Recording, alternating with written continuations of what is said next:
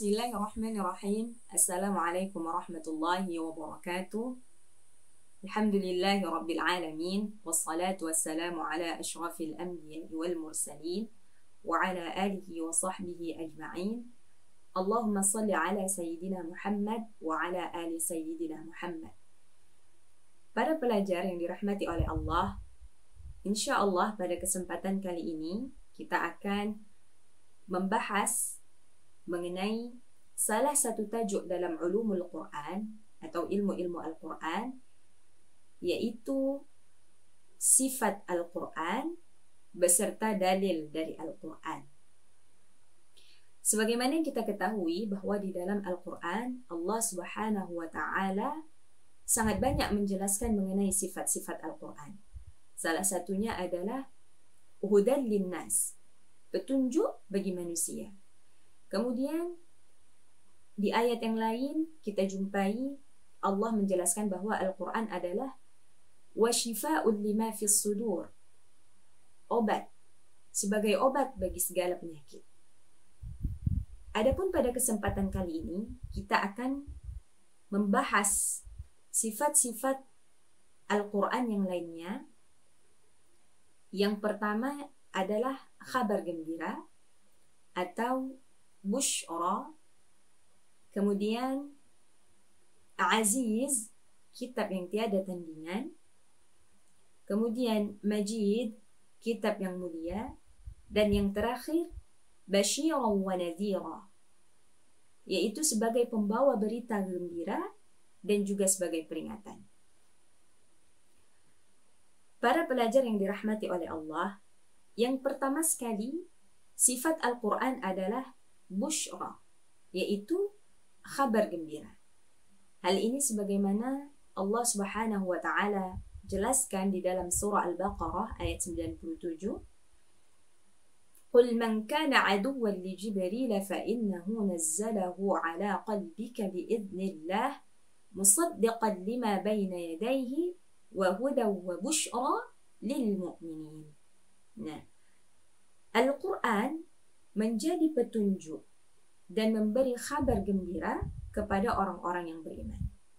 Sebab itu banyak sekali kita jumpai di dalam Al-Quran Allah Subhanahu wa Ta'ala menyebutkan atau menjelaskan mengenai kenikmatan-kenikmatan yang akan orang-orang beriman dapatkan di dalam syurga. Seperti di dalam surah Al-Ghashiyah Allah menjelaskan fiha 'ainun jariyah fiha sururun marfu'ah wa akwabun mawdu'ah. Di dalam surga terdapat sungai yang mengalir. Fiha 'ainun jariyah fiha sururun marfu'ah, ada dipan-dipan yang ditinggikan. Wa akwabun mawdu'ah, atau di dalam ayat lain Allah menjelaskan jannatun tajri min tahtiha al-anhar khalidina fiha, surga yang di bawahnya mengalir sungai-sungai, khalidina fiha, mereka akan kekal di dalamnya. Nah, ini adalah busyra, kabar gembira bagi orang-orang beriman agar mereka lebih semangat dalam beribadah.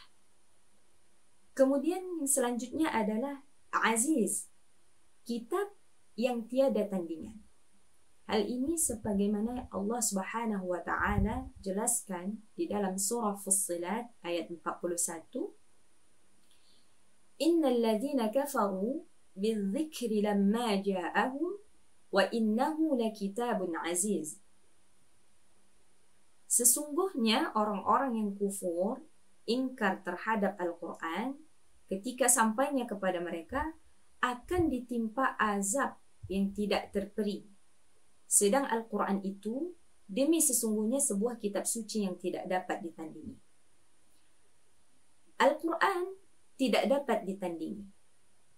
Sebab itu Allah Subhanahu wa Ta'ala berfirman di dalam surah Al-Isra, A'udzu billahi minasyaitonir rajim, Qul la in ijtama'atil insu wal jinnu 'ala an ya'tu bimithli hadzal Qur'an la ya'tuna bimithlihi walau kana ba'duhum li ba'dhin dhahira. Kalaulah seandainya para jin dan manusia berkumpul untuk membuat yang semisal dengan Al-Quran, la ya'tuna bimislih. Mereka tidak akan dapat menghadirkan yang sama dengan Al-Quran. Walau kana ba'duhum li ba'din zahira. Walaupun di antara mereka saling bantu-membantu.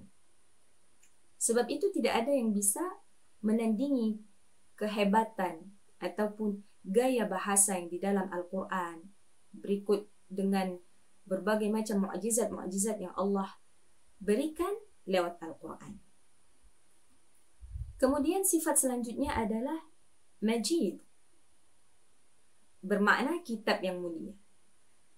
Hal ini sebagaimana Allah Subhanahu wa taala berfirman di dalam surah Al-Buruj, "Bal huwa Qur'anun Majid."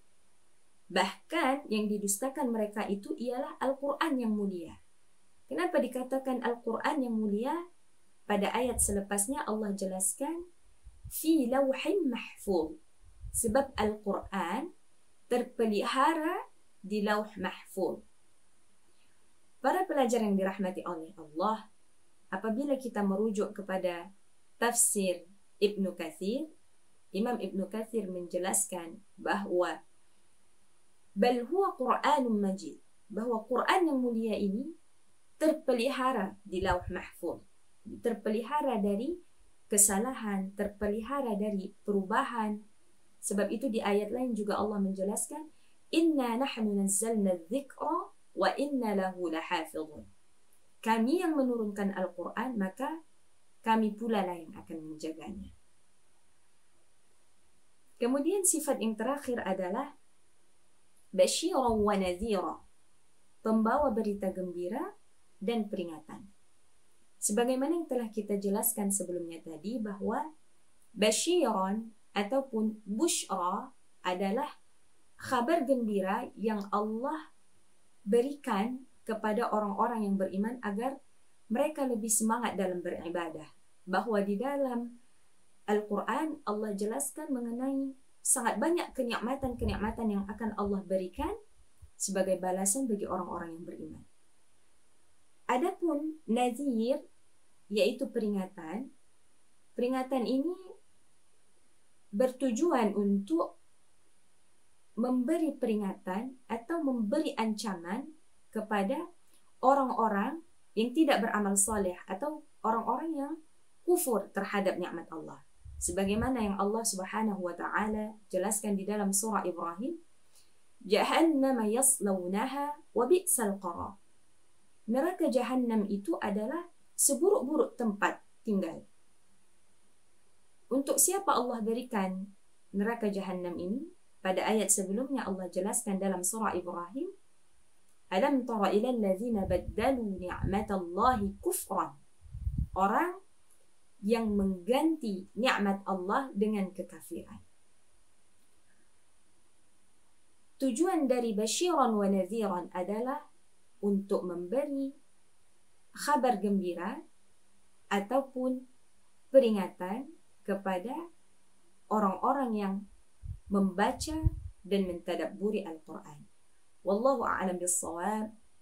Subhanakallahumma wa bihamdika asyhadu an la ilaha illa ant astaghfiruka wa atubu ilaik. Assalamualaikum warahmatullahi wabarakatuh.